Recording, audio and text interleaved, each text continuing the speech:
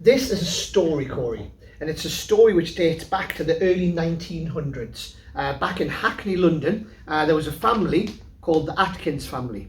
And I've actually got a deck of cards which belonged to the Atkins family inside of this really old box here. We know it belonged to the Atkins family because it actually comes with a little photograph of the Atkins family, which I'll show you now.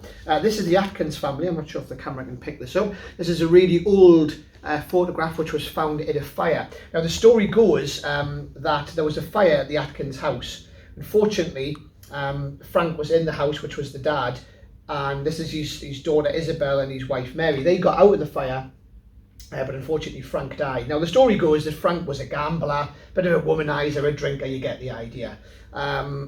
Unfortunately died in the fire, like I said.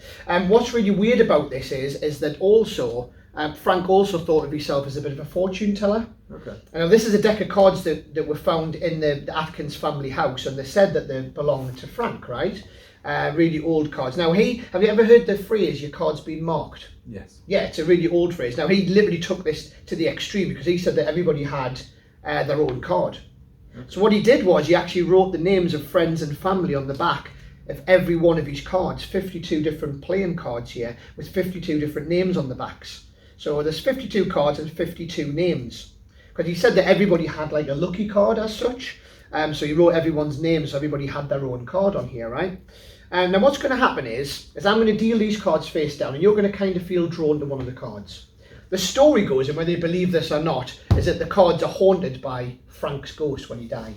You don't look like you believe that, right? But here's what, it's going to be weird, right? I'm going to deal these cards face down first of all. You can see they're all different, right? I'm going to deal them down like this, and whenever you feel drawn to one of these cards or names, just say stop, Corey. You're just going to feel weird, but you're going to feel drawn to one of these, right?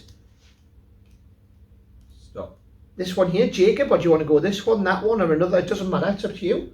I'm happy with Jacob. You sure you want to go for this one? Fine. We're going to gather these back up again. And again, you can see these are all different, right? You could have stopped me on any one of these cards. This is all fair. Now, we're going to do the same thing again, but this time with the cards face up.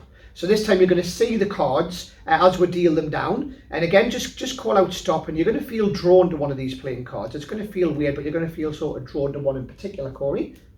Stop. The 5 or the 2 or the king, or it doesn't matter. Do you want Let's go with the 2. You want to go with the 2 just here? You sure? Yep. Is that fair? That's fair. I give you the chance to change your mind. You didn't for the first one, but you did for the second one. Yep. And they're all different names on the backs. The camera can pick this up. They're all different names printed on the fronts and the backs. You felt drawn to these 2 cards, Corey, in particular. This is going to freak you out a little bit, but you know how I said earlier on that Frank said everybody had a lucky card? Yep. Frank had a lucky card. I don't know if you notice in the photograph, this really old photograph, there is actually a card in the photograph that he's holding on to, which if you can see on the camera is the 3 of hearts.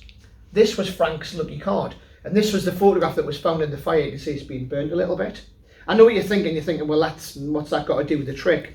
But what's weird about it is you stopped on Jacob. I didn't want you to be influenced by the names, which is why you stopped on this card here, which is really spooky because it's actually the 3 of hearts, which is his favourite card.